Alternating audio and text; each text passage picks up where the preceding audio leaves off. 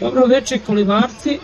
Prije nego započnemo sastanak mjesnog odbora Socijalističke partije, zamolio bi predsjednika da otpjeva našu himnu za izbore 2012. Izvolite, gospodine predsjedniče.